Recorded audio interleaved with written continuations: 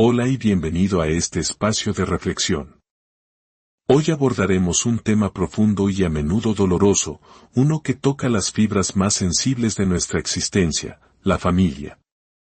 En nuestra cultura latina, la familia es vista como el pilar, el refugio, el centro de nuestro universo.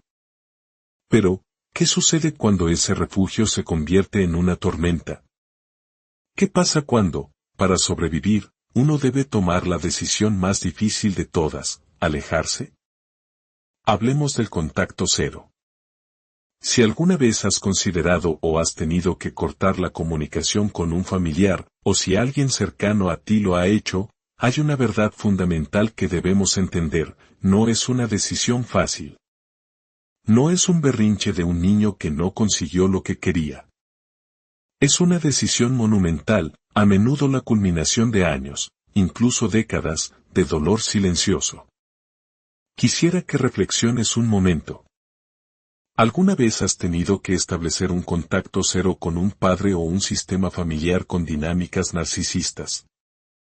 Y si lo hiciste, ¿sentiste la ira y el juicio de los demás por haberlo hecho? Me atrevo a decir que la respuesta a ambas preguntas es un rotundo sí. Esto es lo que sucede: llegas a un punto de quiebre, un muro contra el que ya no puedes seguir golpeándote. Decides cortar el contacto por tu propia salud mental y, de repente, no solo la persona narcisista se enfurece, sino que todo el sistema a su alrededor parece unirse en su contra. El contacto cero es la herramienta más drástica y pesada en la caja de herramientas de la comunicación en dinámicas tóxicas. Cierra la puerta por completo. Te libera de las confusas ensaladas de palabras, de la manipulación constante y del gaslighting. Pero su simpleza es engañosa. Al tomar esta decisión, puedes sentir una abrumadora sensación de pérdida, de duelo, una culpa inmensa e incluso más confusión. Te preguntarás una y otra vez: ¿hice lo correcto? Cuando se trata de la familia, esta es, sin duda, la decisión más desgarradora de todas. Conozco personas que han tardado décadas en llegar a este punto. Y casi siempre, cuando encuentro a alguien que ha cortado lazos con su familia, sé, sin que me lo digan, que esa persona ha atravesado un infierno. Años de intentar diferentes formas de encajar, de hablar y no ser escuchado, de callar para mantener la paz, de no compartir sus sentimientos por miedo al juicio, de sentirse herido una y otra vez. Estos ciclos, cuando se originan en la familia, casi siempre comienzan en la infancia. Fue un camino lento de adoctrinamiento. Aprendiste que para ser amado, debías someterte a las necesidades de tus padres. Fuiste avergonzado por querer ser tú mismo, por tener tus propias ideas y sueños. La lección que te enseñaron sobre el apego fue devastadora: para ser amado, tienes que renunciar a ti mismo. La mayoría de las personas no llegan al punto del contacto cero, pero muchas sí lo hacen. Y si tú eres una de ellas, lo más probable es que lo hicieras porque tocaste fondo. Estabas tan herido, de tantas maneras, que ya no podías más. Quizás comenzaste a ir a terapia y, por primera vez, una voz validadora te hizo ver que tu sistema familiar no iba a cambiar. Y finalmente, dijiste: basta. O tal vez, lo hiciste para proteger a tus propios hijos, jurando que ellos jamás experimentarían el dolor que tú viviste. Cualesquiera que fueran tus razones, eran tuyas, y eran válidas. Pero no existe el contacto cero, especialmente en una familia, sin una reacción violenta. La respuesta inicial es una ira severa, casi primitiva. ¿Cómo te atreves? ¿Cómo te atreves a no aparecer cuando te lo exijo? ¿Cómo te atreves a no escucharme, a no estar disponible para mí? ¿Cómo te atreves a pensar que puedes ser una persona independiente, separada de mí? ¿Cómo te atreves a desviarte de la narrativa que esta familia ha escrito para ti? ¿Cómo te atreves a pensar que puedes escapar de mi control? Por supuesto, no te dicen estas palabras directamente. Pero las sientes. Sientes su ira vibrando en el aire.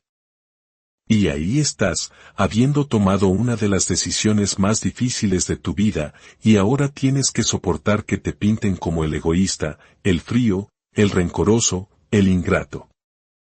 Incluso si tu objetivo era distanciarte de un solo miembro de la familia, el efecto dominó es inevitable y afecta a todo el sistema. Y aquí viene lo más doloroso, a veces, incluso otras personas que también fueron heridas por ese familiar narcisista se enojarán contigo. El status quo, por tóxico que sea, es poderoso. Los lazos traumáticos y las manipulaciones son cadenas difíciles de romper. Tu intento de protegerte se convierte en una amenaza para el frágil equilibrio que ellos han construido para sobrevivir. Aunque ya no enfrentas su invalidación cara a cara, te encuentras en la incómoda posición de tener que tolerar la visión distorsionada que tienen de ti, y la versión retorcida de tu historia que le están contando a todo el mundo. Tu decisión es vista como un acto de rebelión, de desafío, y no como lo que realmente es en su núcleo, un acto de autopreservación.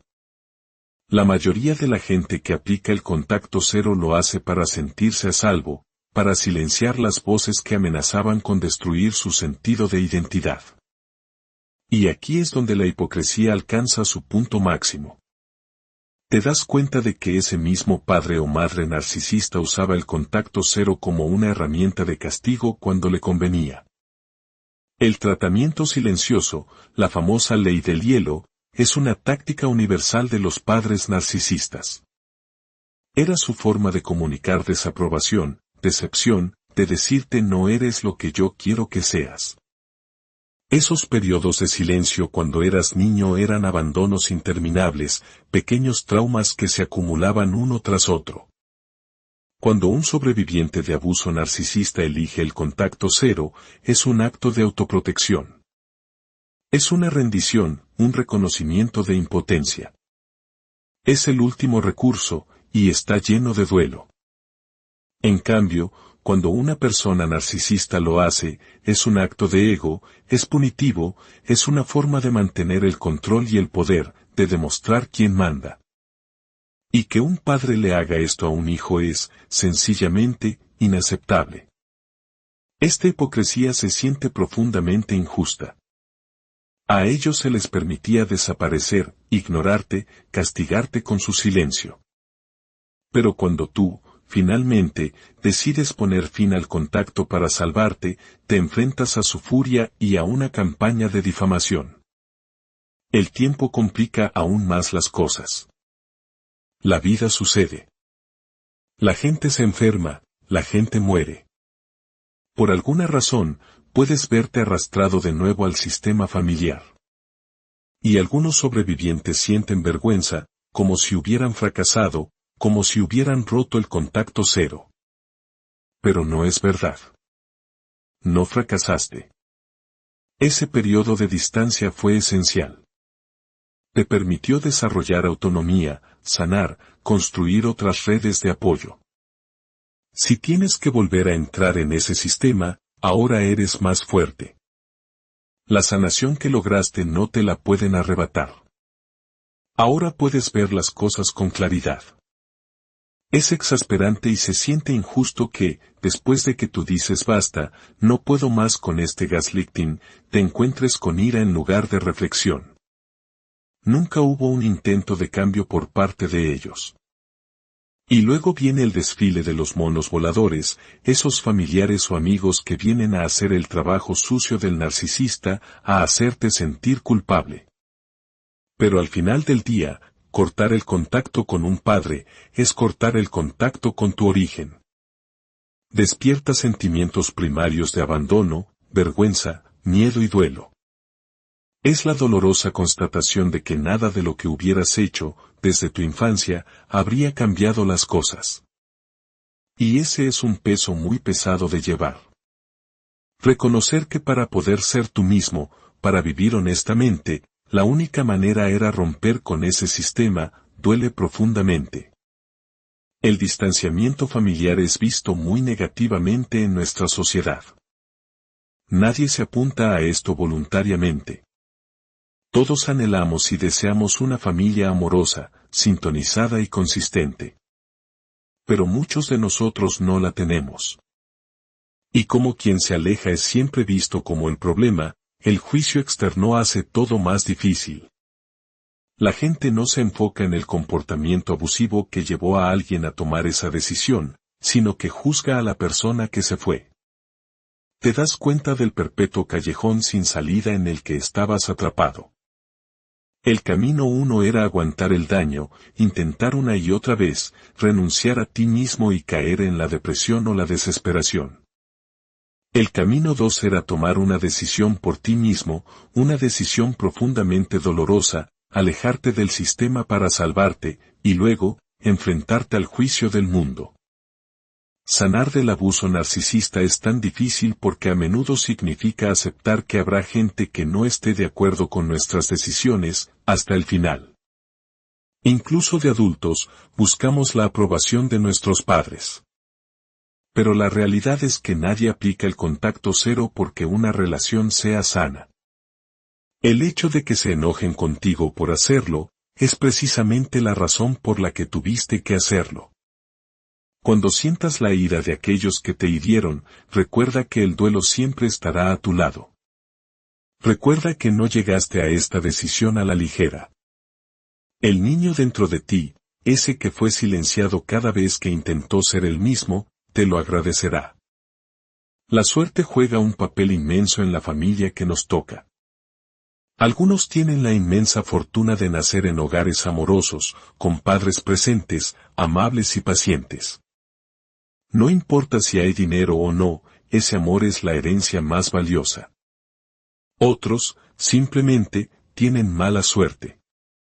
Nacen de padres narcisistas, crueles, negligentes, que anteponen sus propias necesidades a las de sus hijos. Un niño no es responsable de la incapacidad de sus padres para ser padres. Es simplemente mala suerte. Así que cuando la gente adopta la postura de la familia es lo primero y solo tienes una familia, básicamente te están diciendo que juegues la mala mano que te tocó, sin importar el daño que te haga. Y a eso, yo digo, de ninguna manera. Lo que un niño soporta es letal. El tratamiento silencioso, la negligencia, aterra a un niño que teme genuinamente que sus padres desaparezcan.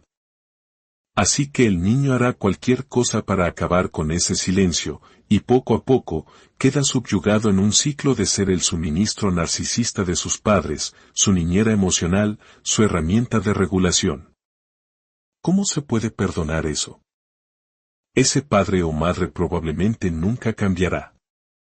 El ciclo de subyugación simplemente cambiará de forma, ahora serás el egoísta e implacable que no puede dejar atrás el pasado. Conoces el guión. Como terapeuta, he trabajado con muchos clientes en los que, en mi corazón, esperaba que llegaran al contacto cero porque veía lo devastados que quedaban después de cada interacción con su familia. Vivían en un purgatorio psicológico. Pero mi papel no era decirles qué hacer, sino apoyarlos en sus decisiones y ayudarlos a conectar los puntos.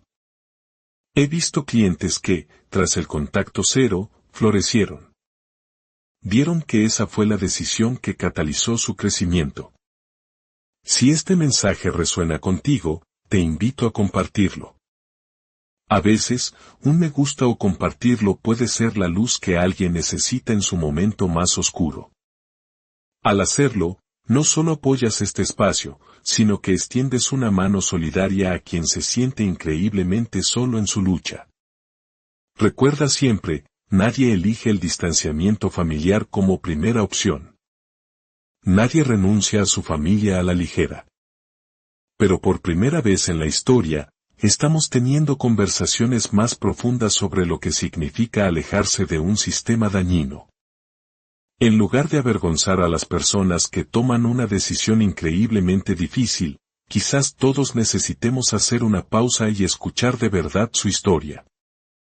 El contacto cero no es un castigo, es una consecuencia. No es un acto de odio, es el acto de amor propio más radical que alguien puede realizar. Es una decisión que, aunque puede llevar a un lugar mucho mejor, nunca es fácil. Si estás en ese camino, sé paciente contigo mismo. Toma el tiempo que necesites.